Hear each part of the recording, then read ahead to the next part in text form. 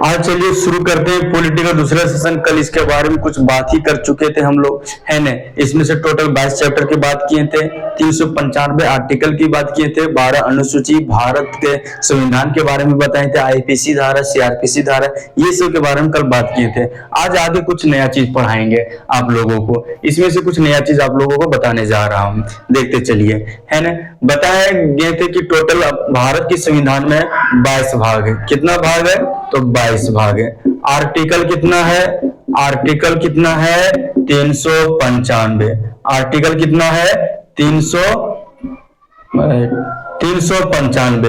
और अनुसूची कितना, शेड्यूल कितना है अनुसूची? तो अनुसूची टोटल 12 है। अनुसूची कितना है? तो 12 है। तो इसमें से हम पहले शुरू करेंगे अनुसूची को। अनुसूची छोटा है, इसको पहले निपटा चलते हैं, उसके बाद फिर हम भाग में जाएंगे। पहला भाग और पहला आर्टिकल से शुरू करेंगे। टोटल 22 भाग पढ़ाएंगे, टोटल 395, टोटल इतना पढ़ाएंगे आप लोगों को। आप लोग चिंता मत कीजिए, आराम से पढ़िए। आप लोगों को पूरी भारत की संविधान बता के रख देंगे, टेंशन मत लीजिए, आराम से पढ़िए, कोई दिक्कत नहीं, कोई टेंशन नहीं। तो पहले शुरू करते हैं, हम अनुसूची को शुरू करते हैं। किस चीज को शुरू कर रहे हैं? अनुसूची को, शेड्यूल को शुरू कर रहे हैं। टोटल अनुसूचियों की संख्या 12 है। पहला अनुसूची क्या बोलता है? भारत राज्यों का संघ है। पहला अनुसूची बोलता है भारत राज्यों का संघ है। कौन सा संघ है? यूनियन। संघ 3 है। संघ कितना है? 3 है। एक है कन्फेडरल। कन्फेडरल कहता है परिसंघ। कन्फेडरल क्या कहता है? परिसंघ। इसमें जो राज्य होता है कहीं भी टूट के कोई भी देश में जाकर मिल सकता है, कहीं भी जाकर शामिल हो सकता है, इसमें कोई दिक्कत नहीं, तो आराम से भाग सकता है, कोई दिक्कत नहीं। ये संघ जैसे में आसियान, ये संघ कहता है फेडरल। फेडरल के जो राज्य है इसको टूटने में हल्का सा दिक्कत होगा और दूसरे जगह मिलने में। फेडरल वाला जो संघ है इसको टूटने में हल्का सा दिक्कत होगा, लेकिन यूनियन संघ कहता है इसको टूटने में दिक्कत नहीं, पूरा दिक्कत होगा। यूनियन वाला संघ क्या कहता है? दिक्कत नहीं, पूरा का पूरा दिक्कत हो। एड़ी चोटी लगा के पगला जाए, मर जाए, कोई दिक्कत नहीं, लेकिन टूट ही नहीं सकता। एड़ी चोटी तो लगा कर रखा था कश्मीर, कौन सा टूटा? 370 ही इसको टूट गया। आगे बताया जा सकता है, इसका एग्जाम्पल समझते हैं। परिसंघ क्या कहता है? जैसे मान लो एग्जाम्पल समझ ले, आसियान ये है, यूएसआर, ईएसआर, ये सब टूटा। भारत जो है यूनियन वाला संघ है। भारत कौन वाला संघ है? यूनियन वाला संघ है। परिसंघ एग्जाम्पल हम समझाते हैं। मान लो कि हमने ईटा रखे हैं, ईटा को हम सजा कर रखे हैं, ईटा को हमने कहीं पर सजा कर रखे हैं, तो ये ईटा को हम लोग आराम से उठाकर कहीं रख सकते हैं, क्योंकि इसको सिर्फ धार बाय धार रख दिए, तो ईटा को उठाकर कहीं भी आराम से रख सकते हैं। यही जो आराम से रख सकते हैं इसको ही परिसंघ कहा गया। और इस ईटा में हम लोग मसाला जोड़ के गांथनी कर दिए, मसाला जोड़ के इसको क्या कर दिए? जोड़ दिए हैं। किसको? इस ईटा को। तो इसको तोड़ने में हल्का सा छेनी हथौड़ी यूज करना पड़ेगा, छेनी हथौड़ी यूज करना पड़ेगा। तो हल्का से इसको ईटा को निकालने, जो मसाला जोड़ के ईटा को लगाए हैं, ये तो सिर्फ वैसे लगा देते बिना मसाला का, परिसंघ वाला, लेकिन ये फेडरल वाला संघ जो लगाया है उसमें मसाला जोड़ दिए हैं, तो इसको निकालने के लिए ईटा में हल्का छेनी हथौड़ी का इस्तेमाल करना पड़ेगा। लेकिन ये जो यूनियन वाला संघ है इसमें ईटा में ढलैया कर दिए। यूनियन वाला संघ इसको जोड़ाई भी कर दिए, ईटा लगा भी दिए, ऊपर से ढलैया भी कर दिए। मतलब इसको तोड़ना निकालना काफी डिफिकल्ट हो जाएगा, काफी डिफिकल्ट हो जाएगा। कोई दिक्कत नहीं। तो तीनों संघ समझ लिए, इसमें आराम से ईटा निकाल लेंगे। इसको निकालने के लिए हल्का छेनी हथौड़ी यूज करना पड़ेगा, लेकिन इसको ढलैया करके रख दिया है, मतलब इसको निकालने में पूरी तरह एड़ी चोटी लगाना पड़ेगा, बहुत दिक्कत हो सकती है।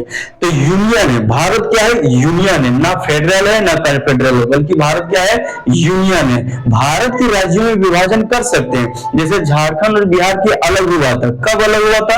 15 नवंबर 2000 ईस्वी के।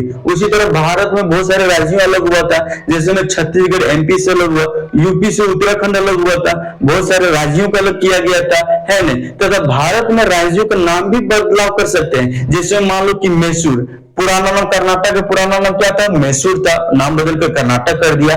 मद्रास, तमिलनाडु का पुराना नाम मद्रास था, इसका नाम बदल कर क्या कर दिया? तमिलनाडु। तरवनकोर, केरल का पुराना नाम क्या था? तरवनकोर, वर्तमान नाम क्या है? केरल है। नाम बदल सकते हैं, कोई दिक्कत नहीं। दूसरा अगर देश या दूसरा अगर कोई राज्य भारत में अगर मिलना चाहे तो आराम से भारत मिला सकता है। भारत में मिला तो होता है सिक्किम, 16 मई 1975 को। सिक्किम किसका हिस्सा था? तिब्बत का। चीन हमला किया तिब्बत पर, तो सिक्किम लगा हमको डेक्ची का मसाला है भाई। तिब्बत इतना बड़ा देश, उसको लूट के चल गया, हम तो ये छोटा है। तो भारत को फोन किया था, भारत को बोला ठीक है आप आ जाइए, कोई दिक्कत नहीं। तो 35वां संशोधन से सहारा बना था, 36वां संशोधन से भारत का पूर्ण राज्य बन गया था। एक साल ट्रेनिंग के लिए भारत में रुका था सिक्किम। तो सिक्किम भारत में कब मिला था? 16 मई 1975 को मिला था। कोई दिक्कत नहीं, आगे बढ़ते चलते हैं। भारत में टोटल जब भारत का जो ये सब विभाजन हुआ था तो 552 गो राज्य था। राज्यों की संख्या कितनी थी? 552 गो। अलग अलग, मेवाड़ का अलग राजा, चित्तौड़ का अलग राजा, बिहार का अलग, बंगाल का अलग, हर जगह का एक राजा, हर जगह पर एक राज्य था। टोटल 552 स्टेट था। लेकिन भारत का सरदार पटेल, बीपी मेनन, ये सब लोगों ने मदद किया, ये सब लोगों ने मेहनत किया यार। ये सब राज्यों को है ना जो इधर उधर छिटा गया था, छोटा छोटा खंड में, एक गांव का एक राजा, एक गांव का एक राजा बन जाता था उसमें। तो सारे जो छिटा गया तो सारे लोगों को एक साथ शामिल किया और यूनियन पर हस्ताक्षर करवा दिया और भारत में सबको शामिल करवा लिया। अभी वर्तमान में 28 स्टेट है और 8 यूटी है। यूटी मतलब केंद्र शासित। केंद्र शासित उसको कहते हैं जहां पर केंद्र का शासन होता है। केंद्र शासित जो होता है वहां पर शासन किसका होता है? केंद्र का। तो दिल्ली, दिल्ली क्या है? केंद्र शासित प्रदेश है, तो वहां शासन किसका होता है? केंद्र सरकार की हो सकती है ना। तो जहां पर ज्यादा प्रॉब्लम हो, दूर हो, छोटा हो, ये सब जगहों पर मतलब केंद्र सरकार अपने अंदर ले लेता है, उसी को कहा जाता है केंद्र शासित प्रदेश कहा जाता है। कोई दिक्कत नहीं। तो अनुसूची 1 हम लोग देख लिए, भारत राज्यों का संघ है। कौन सा संघ है? ना परिसंघ है, ना फेडरल वाला संघ है, बल्कि भारत कौन सा संघ है? यूनियन है ना। कहीं नहीं जा सकता है, जितना तुम एडी चोटी लगा ले कहीं नहीं जा सकता। अपना नाम बदल लो, नाम दूसरा चेंज कर लो, कोई दिक्कत नहीं है। अलग हो जाओ, कोई दिक्कत नहीं है ना। दूसरा देश को शामिल कर दो इंडिया में, कोई दिक्कत नहीं। पाकिस्तान को लेते आओ, कोई दिक्कत नहीं। लेकिन भारत यहां से कहीं नहीं जा सकता है। आगे बढ़ते चलते हैं। अनुसूची 2 के बारे में बात करेंगे। अब किसके बारे में बात करेंगे? अनुसूची 2 के बारे में। अनुसूची 2 कहता है वेतन। अनुसूची 2 क्या कहता है? वेतन। तो देखो वेतन सबका एक जैसा नहीं होता। हर लोगों का, हर जो हमारे देश का मंत्री है, हमारे देश का प्रधानमंत्री, राष्ट्रपति है, सबका जो मंथली होता है सब अलग अलग। राष्ट्रपति सबसे ज्यादा मंथली किसका होता है? राष्ट्रपति, शायद 5 लाख होता है। उसका लास्ट में बता देंगे कितना है, पूरा शेड्यूल बता देंगे। राष्ट्रपति सबसे ज्यादा मंथली किसका होता है? राष्ट्रपति, फिर उपराष्ट्रपति, फिर प्राइम मिनिस्टर, सीजीआई, उसी तरह एमपी, एमएलए, सबका मंथली क्या होता है? अलग अलग होता है। कोई दिक्कत नहीं है, इसका तो मंथली से कोई मतलब नहीं है। मंथली से ज्यादा इसका मंथली असली मंथली होता है। समझ गए? मंथली क्या करेगा? राष्ट्रपति 5 लाख उसको मंथली मिलता है एक महीना में। एक दिन में उसका 5 लाख खर्चा है, 5 लाख से प्लस खर्चा है, उसका मंथली क्या है ना। तो मंथली वो मतलब उसका वो अलग होता है कि मतलब दिखाना चाहिए ना कि वो काम कर रहा था, उसके बदले में कुछ मिलना चाहिए, वो होता है। बाकी सब उतना नहीं। तो राष्ट्रपति का मंथली अलग होता है, उपराष्ट्रपति का अलग, प्राइम मिनिस्टर का अलग, सीजीआई का, इसका 5 लाख होता है। राष्ट्रपति का मंथली कितना होता है? 5 लाख होता है। घटता बढ़ता रहता है ये सब का। 5 लाख होता है, कोई दिक्कत नहीं है। मंथली वाला समझिए वेतन। अब देखते हैं अनुसूची 3 कहता है शपथ। शपथ कहता है, शपथ जो होता है राष्ट्रपति का शपथ अलग होता है। राष्ट्रपति का शपथ दिलाता है तो सीजीआई दिलाता है। सुप्रीम कोर्ट का जो मुख्य न्यायाधीश होता है, चीफ जस्टिस ऑफ इंडिया, वही उसका शपथ दिलवाता है ना। उपराष्ट्रपति का शपथ दिलवाने का काम कौन करता है? तो राष्ट्रपति करता है। उपराष्ट्रपति शपथ कौन दिलवाता है? तो राष्ट्रपति करता है। प्राइम मिनिस्टर का शपथ कौन दिलाता है? राष्ट्रपति दिलाता है। एमपी को शपथ कौन दिलाता है?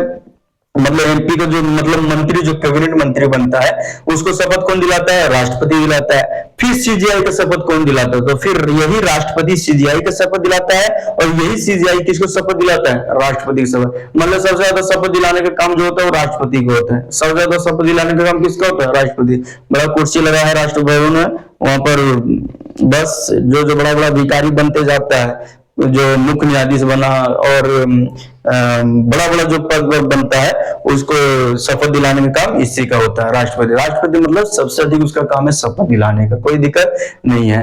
तो अनुसूची 3 क्या कहता है? शपथ। शपथ राष्ट्रपति को शपथ दिलाने का काम कौन करता है? CGI, chief justice of India. उपराष्ट्रपति को ये दिलाता है, प्राइम मिनिस्टर को ये देता है। अब प्राइम मिनिस्टर किसी को शपथ नहीं देता, ये यकीन नहीं रहना कि प्राइम मिनिस्टर भी शपथ देता है ना।